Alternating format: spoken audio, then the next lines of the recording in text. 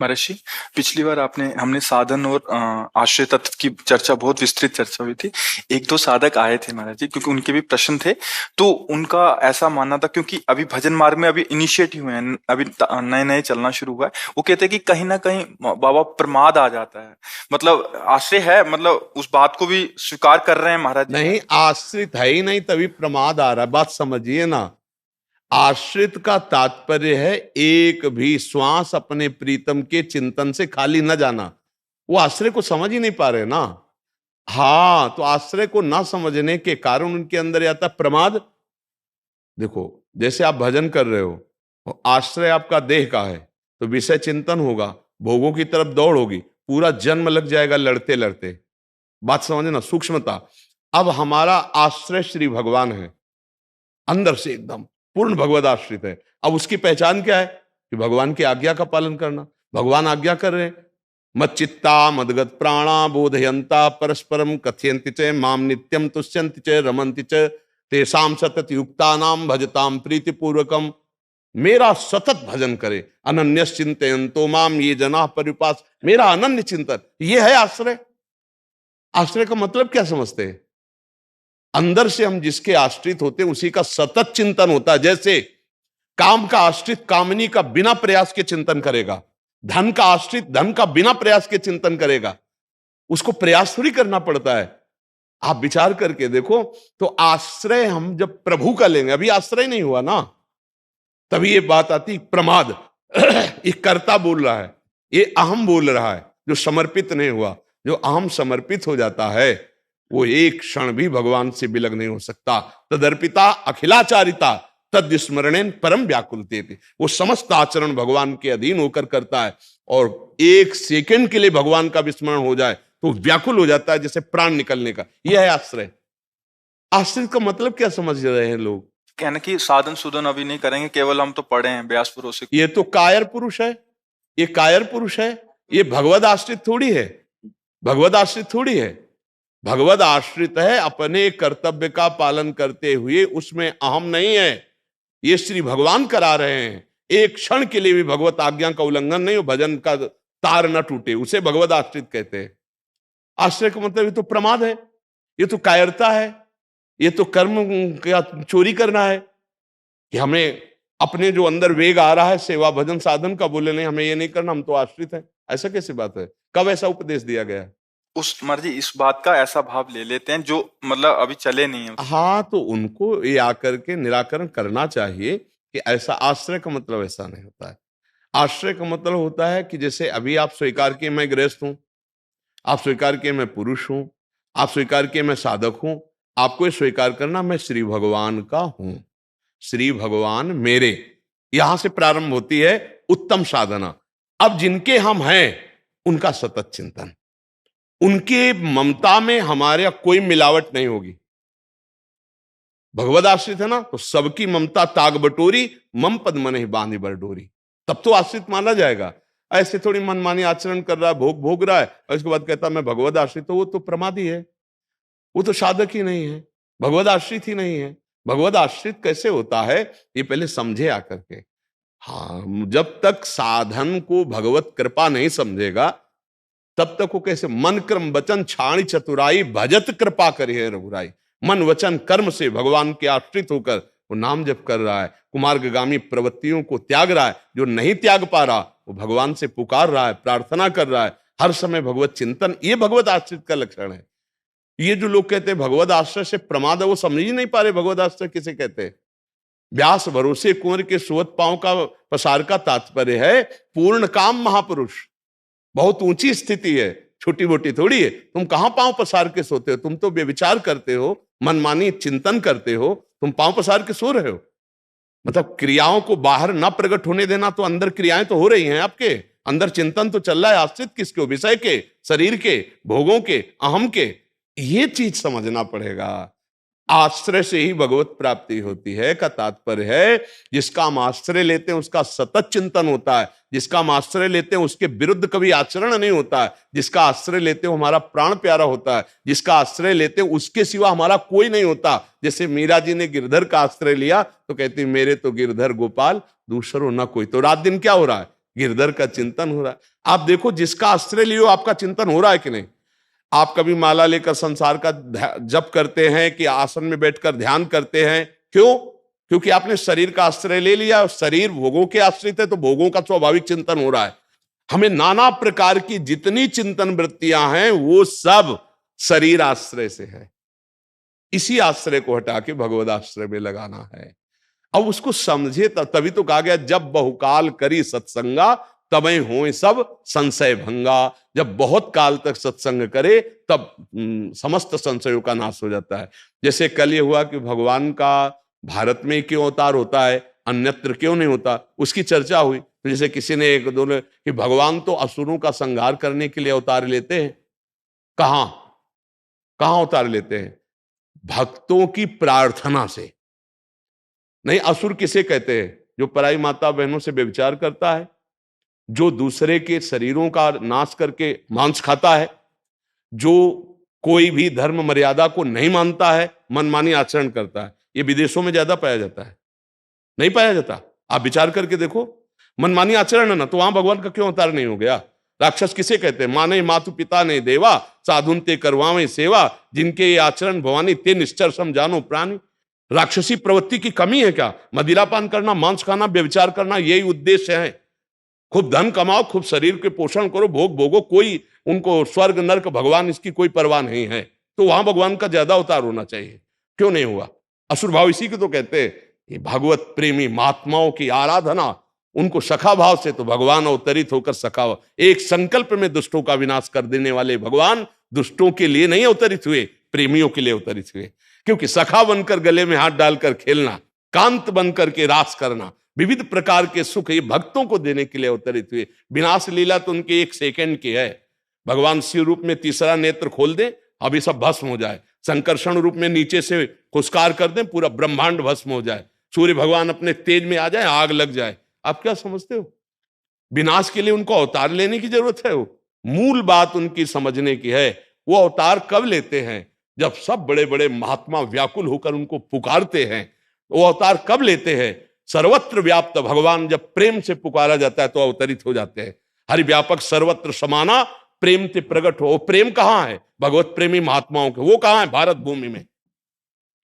जितेंद्रीय धर्मनिष्ठ प्राणों का समर्पण करके भगवान की आराधना में अपने को भस्म कर दिया, वो महात्मा सजयति सजयति, वो जय जय को प्राप्त हुए। ये बातें बनाने से थोड़ी है, बातें बनाने से थोड़ी है। बस समझना है भगवान की बात। ये बिना आराधना के वाले जो बुद्धि के हैं, ये ऐसे तर्क वितर्क छोड़ते रहते, समझते नहीं। भगवान का आश्रय और उसका चिंतन बिगड़ जाए, कैसी बात करते हो? अहम का आश्रय, देह भाव देहाभिमान का आश्रय, अब भोगों में चिंतन जाएगा। तो हमारा पूरा जीवन लग जाता है आश्रय होने में, आश्रित होने में पूरा जीवन लग जाता है। और जिस दिन सच्चा आश्रय आया, उसी दिन भगवत साक्षात्कार हो जाएगा। शरणागति प्रारंभ से लेकर के जीवन भर शरणागति होती रहती है। तनुवांग मनोभीर अमलई सोहम तविवाश्रिता, शरीर से, वाणी से, मन से और स्वयं से शरणागति। अब प्रारंभ से वचन से होती है, नाथ मैं आपकी शरण में हूं। अब पूर्ण हो गई क्या इसी से? अब तुम्हारे आचरण पूरे शरणागति होने चाहिए। तो शरीर की शरणागति हो, मन का संकल्प भगवान के अधीन होना चाहिए, मन का समर्पण हो गया, फिर स्वयं भगवान के आश्रित हो गया। अब शरणागति, अब रंग आ जाएगा उसके अंदर, निश्चिंत निर्भय निशोक, उसके अंदर सच्चिदानंद भाव आ जाएगा। महाराज जी, आपका कहने का जो सार निकल रहा है कि साधन पक्ष तो चलेगा ही, गुरु आज्ञा से जो मिला है, हाँ, उसके अंदर बहुत जोर का अहम जो है, हाँ, बल साधन का ना होके प्रभु का हो जाए। हाँ, देखो ये ऐसा मार्ग है कि आगे इतने खतरे हैं कि आपकी साधना में दम नहीं कि उनसे निपट ले। जब काम का आकर्षण होगा और काम की सुविधा माया दे देगी, तो उस समय कोई भी ऐसा सामर्थ्यशाली नहीं पूरी सृष्टि में जो अपने को बचा ले। वो केवल भगवद आश्रित ही बचेगा, दूसरा नहीं बचेगा। दूसरे की सामर्थ्य नहीं है कि बच जाए। उस समय करो सदा तिनके रखवारी, जिम बालक राखे महतारी। बड़े बड़े की बात हम कह रहे, ये बात बनाना अलग बात है। पीछे से हम खा के आके और मुंह ऐसे पोंछ के बैठ गए, वो बात अलग की है। पीछे भी वैसे ही और सामने भी वैसे ही। ये केवल भगवान की कृपा से हो सकता है, अन्यथा दो चेहरे होते हैं, ध्यान रखना। जब बैक में और कैमरे के सामने दोनों एक हो, अर्थात संसार की दृष्टि के सामने और एकांत में भी जिसका एक हो वो भगवद आश्रित होता है। और ऐसा बहुत कठिन है, बहुत कठिन है। बातें बना लेना बहुत सरल है, अच्छे अच्छे ऐसे बोल उठते हैं, ये मार्ग ऐसा है। और जो नहीं बोल उठते वो बैलेंस बना लेते हैं, भोगा सामने, फिर भोगा, फिर ऊपर से अंदर से कुछ हो, वो भगवत साक्षात्कार नहीं होता, वो भगवत प्राप्ति नहीं होती। महाराज जी आपके सत्संग से ही सुना है कि साधन करते करते लास्ट में जब हार जाता है तो आश्रित हो जाता है। आज आपकी कृपा से आप सीधा हमें वो दे रहे हैं, तो क्या जो आपने अनुभव किया हमें आज स्वीकार करने से ही वैसा अनुभव? बिल्कुल। तात स्वर्ग, इस पर ध्यान दिया जाए। तात स्वर्ग अपवर्ग सुख धरी तुलाए कंग, और तूल नताए सकल मिल जो सुख लव सत्संग। सत्संग से जो प्राप्ति होती है वो ना स्वर्ग में और ना मोक्ष से। ऐसा क्यों कहा गया? लव माने बहुत छोटा समय होता है, क्या एक सेकंड में जो उन्होंने जीवन में अनुभव किया वो तुम्हें दे दिया, भगवद आश्रित। और उनकी कृपा से यदि ऐसा आ गया कि हे नाथ मैं आपकी शरण में हूं, बहुत बड़ी बात बन गई। क्योंकि अब भगवान संभालेंगे आपको। अभी तक तुम अहंकार से टहल रहे थे माया में, अब भगवान तुम्हारे को धीरे धीरे, और जहां जहां तुम्हारा अहम काम करेगा वहां वहां तुम रौंद दिए जाओगे। अपने आप होगा हे प्रभु देख लो मैं गिरा, तो बोला और ऊपर और ऊपर, और ऐसी जगह बैठाल देते जाना, काम स्पर्श करता है, न क्रोध न लोभ न मोह न मद न मत्सर। भगवद आश्रित होना हर साधक को पड़ेगा, आज नहीं तो कल। भक्ति की पूर्णता है आत्मसमर्पण करो। श्रवणम कीर्तनम स्मरणम विष्णुपाद सेवनम अर्चनम वंदनम दास्यम शक्य। परिणाम क्या आएगा? आत्मनिवेदनम। आत्मनिवेदन, आश्रय, समर्पण, शरणागति। वो तो जानते नहीं ना, इसलिए ऐसा कह रहे हैं। हमें भगवत प्राप्ति के लिए भगवत आश्रय और निरंतर भगवत साधन, चाहे वो गृहस्थी में चाहे विरक्ति में, जो भी कर्म कर रहा है सांगो पांग करके भगवान को अर्पित करना, भजन बनने लगेगा। अब वो समझते नहीं। अच्छा, आश्रय भजन का नहीं लिए हो तो फिर आश्रित किसके हो तुम? जिसका हम आश्रय लिए उसका भजन नहीं करेंगे तो आश्रित किसके है? वो समझ नहीं पाते। आश्रय तत्व को समझना कठिन है, और समझ गया तो जिसके हम आश्रित रात दिन वही चलेगा। देखो कई बार बताया आश्रय की पहचान, कि जैसे सुखद घटना आई, कोई सुखद परिस्थिति आई कोई, तो आपका मन कहां गया ये देखना है। कोई दुखद परिस्थिति आई, आपका मन कहां गया? तो सुखद परिस्थिति में देखिएगा आपका मन अपने प्रयास पे जाएगा। देखो हमने ये किया ना, ये ऐसा हुआ ना, बड़ा प्रश्न। आश्रय किसका है? मैं का, शरीर का। और दुखद जब परिस्थिति आएगी तब आपको कोई मित्र कोई पदाधिकारी ये याद आएंगे। आश्रय किसका है? संसार का। और जब भक्त के जीवन में सुखद परिस्थिति आती है तो भगवान के दुलार को देखता है। ये श्री हरि के दुलार से, कृपा शब्द नहीं, वो दुलार कर रहे हैं। और जब विपत्ति और कठिन परिस्थिति आती है तो वो कृपा का अवलोकन करता है कि भगवान कृपा करके हमारे पापों का मार्जन करके पवित्र कर रहे। दोनों स्थिति में, संकट में भी भगवान की तरफ वृत्ति गई और सुख में भी भगवान की तरफ वृत्ति गई। वो भगवान को भूल कैसे सकता है? आश्रय तत्व पे आज आप जिसके आश्रित हो उसी का ज्यादा चिंतन होगा। ध्यान देना, शरीर के आश्रित हो तो कभी भूल रहे हो शरीर को, भजन नहीं हो रहा। आप देखो शरीर का भजन हो रहा है कि नहीं हो रहा? अच्छा, आप शरीर को जितनी मांगे हैं वो सब चाहिए ना आपको, वही सब आप कर रहे हैं ना। ये आश्रित हो जाओगे तो भगवान के जितने भगवत भाव के सद्गुण हैं वो सब आप में आने लगेंगे। ये अंदर की शरणागति की बात है। प्रारंभ में साधक को चाहिए गुरुजनों का आश्रय लेके उनके बताए हुए साधन पर रति करे। तो आश्रय किसका? गुरु का आश्रय हुआ ना। तो गुरु और भगवान दो हैं क्या? गुरु गोविंद ने भेद कराई। तो आश्रय से ही तो भजन शुरू होता है, और भजन से आश्रय परिपक्व हो जाता है। महाराज जी आपने बोला है कि ज्यादा उद्दंडता करोगे तो अपने आप धुलाई भी चालू कर देंगे आपकी। हाँ, इसका क्या? हाँ, इसका मतलब होता है जैसे आप मनमानी आचरण कर रहे हो तो आपको फंसा, जो मन फंसाए है, अब ऐसी जगह फंसोगे कि ऐसी भारी बेइज्जती होगी, कुछ गली में नहीं जाओगे तुम, थर्रा जाओगे, कांप जाओगे, या अंदर से जला दिया जाएगा इतना कि आप कान पकड़ोगे कि प्रभु बस इस बार बचा लो, कभी भूल नहीं करेंगे। और या वहां इतनी तुम्हारी पिटाई हो जाएगी, बेइज्जती हो जाएगी, कुछ गली में नहीं जाओगे। भगवान दो प्रकार से कृपा करते हैं, एक बार समझा के और दूसरी बार घटना पैदा करके। अरे हृदय कांप जाएगा कि भूल से भी नहीं करेंगे। इससे भी आश्रय पुष्ट हो। और क्या, उसे बड़े करुणा निदान है। वो कहते साम दाम और दंड भेष से सीधे रास्ते लाऊं, नकली से बनाऊं असली, भगत मेरे मुकुटमणि, मैं भक्तन को दास, भगत मेरे मुकुटमणि। ये मेरे मन में ठनी, नकली से बनाऊं असली, झूठा खेले साचा होए। अगर झूठे से ड्रामा से भी भक्ति शुरू की हो, कहा भगवान मैं आपका, अब उनका प्रोसेस शुरू हो जाएगा।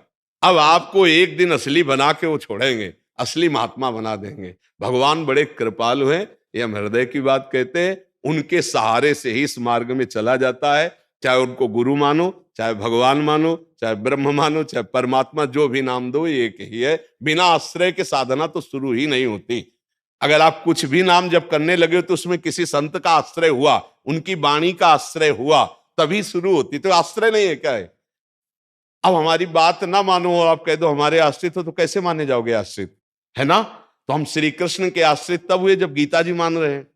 श्री कृष्ण के आश्रित जब हुए जब उनके भक्तों की बात हम मान रहे, उनके भक्तों का संग कर रहे। तो आश्रय बहुत विशाल बात है, उसको समझना पड़ेगा।